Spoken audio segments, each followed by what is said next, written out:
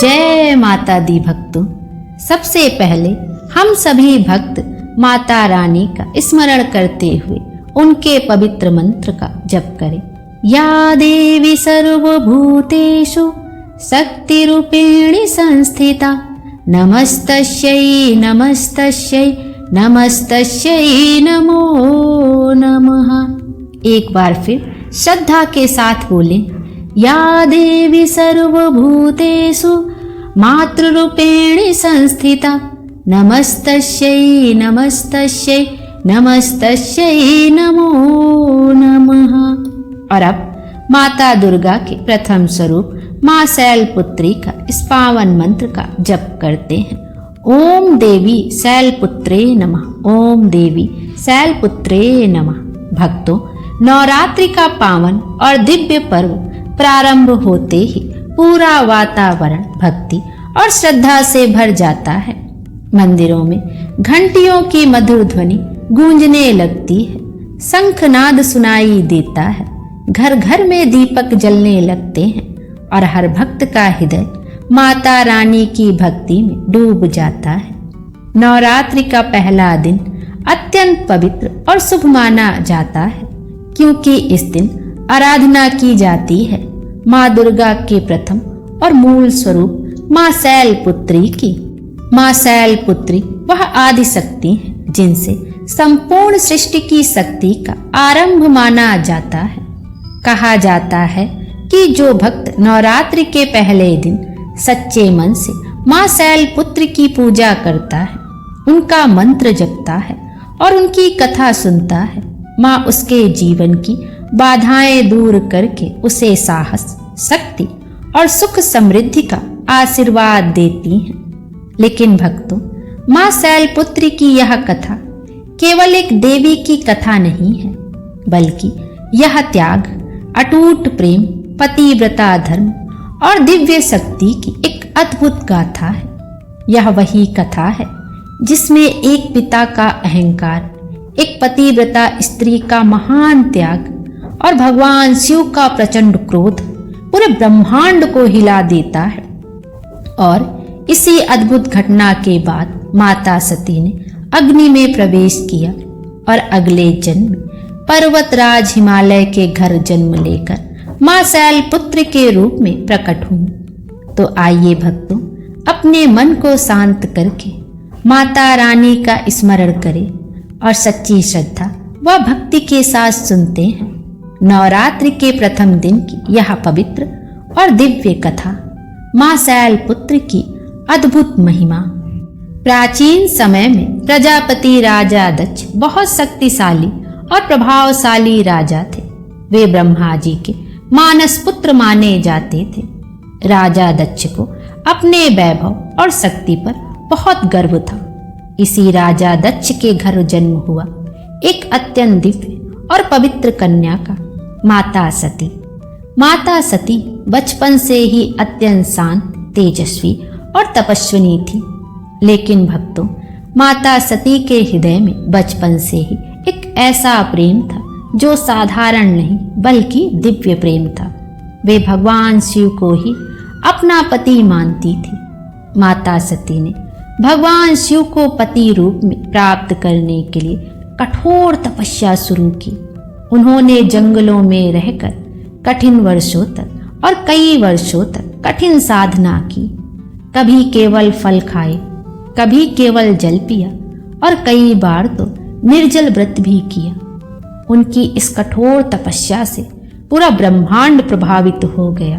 अंततः भगवान शिव उनकी भक्ति से प्रसन्न हुए और माता सती को पत्नी रूप में स्वीकार कर लिया। इसके बाद बड़े ही धूमधाम से भगवान शिव और माता सती का विवाह हुआ।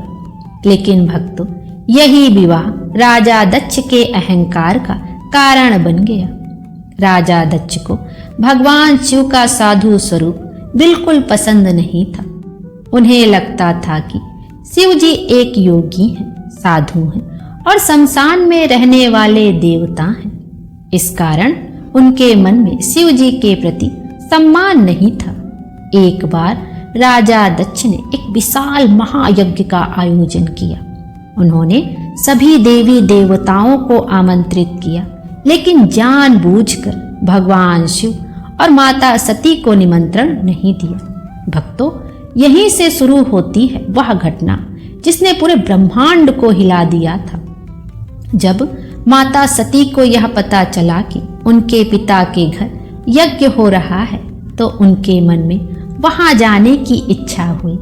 उन्होंने भगवान शिव से कहा, स्वामी, मैं अपने पिता के घर जाना चाहती हूँ। भगवान शिव ने उन्हें समझाया, देवी, जहाँ हमारा सम्मान ना हो वहाँ जाना उचित नहीं होता। लेकिन भक्तों, एक पुत्री का अपने पिता के घर जाने का स्नेह इतना प्रबल था कि माता सती ने शिव जी की बात नहीं मानी और वे अकेले ही अपने पिता के यज्ञ में चली गईं। जब माता सती वहां पहुंची तो उन्होंने देखा कि यज्ञ में भगवान शिव का अपमान किया जा रहा है। राजा दक्ष ने शिव जी के लिए अपमानजनक शब्द कहे। यह सुनकर माता सती का हृदय टूट गया। उन्होंने कहा, जिस शरीर को मैंने अपने पिता से पाया है वही आज मेरे पति के अपमान का कारण बन रहा है।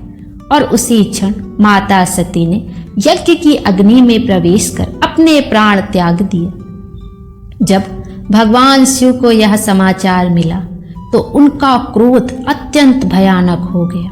उन्होंने अपनी जटाओं से वीरभद्र को उत्पन्न किया। वीरभद्र ने राजा दक्ष के यज्ञ को नष्ट कर दिया और पूरा यज्ञ विध्वंस हो गया। पूरा ब्रह्मांड उस समय शिव जी के क्रोध से कांप उठा। इसके बाद माता सती ने अगले जन्म में पर्वतराज हिमालय और माता मैना के घर जन्म लिया। क्योंकि वे पर्वतराज की पुत्री थी, इसलिए उनका नाम पड़ा मां शैलपुत्री। शैल का अर्थ पर्वत और पुत्री का अर्थ बेटी। यही कारण है कि नवरात्रि के पहले दिन सबसे पहले मां शैलपुत्री की पूजा की जाती है। मां शैलपुत्री का स्वरूप अत्यंत तेजस्वी और शांत है। वे वृषभ अर्थात नंदी पर सवार रहती हैं। उनके दाहिने हाथ में त्रिशूल और बाएं हाथ में कमल का पुष्प होता है। मां का यह स्वरूप साहस, शक्ति और स्थिरता का प्रतीक है। मां शैलपुत्री का अत्यंत पवित्र मंत्र है, ओम देवी शैलपुत्रे नमः। जो भक्त नवरात्रि में इस मंत्र का जप करता है उसके जीवन में साहस, ऊर्जा और आत्मविश्वास बढ़ता है। नवरात्रि के पहले दिन मां शैलपुत्री को शुद्ध घी, दूध से बने प्रसाद और सफेद मिठाई का भोग लगाया जाता है। मान्यता है कि घी का भोग लगाने से भक्त को स्वास्थ्य और शक्ति का आशीर्वाद मिलता है। भक्तों, कहा जाता है कि जो भी व्यक्ति नवरात्रि के पहले दिन मां शैलपुत्री की कथा श्रद्धा से सुनता है, मां उसके जीवन की बड़ी से बड़ी बाधा भी दूर कर देती है। अगर आपने भी सच्चे मन से यह कथा सुनी है तो सच्चे मन से कमेंट में एक बार जरूर लिखें, जय मां शैलपुत्री। कहा जाता है कि जो भक्त यह लिखता है, मां शैलपुत्री उसकी झोली सुख, शांति और समृद्धि से भर देती हैं। मां शैलपुत्री की कृपा आप पर और आपके पूरे परिवार पर हमेशा बनी रहे। जय माता दी।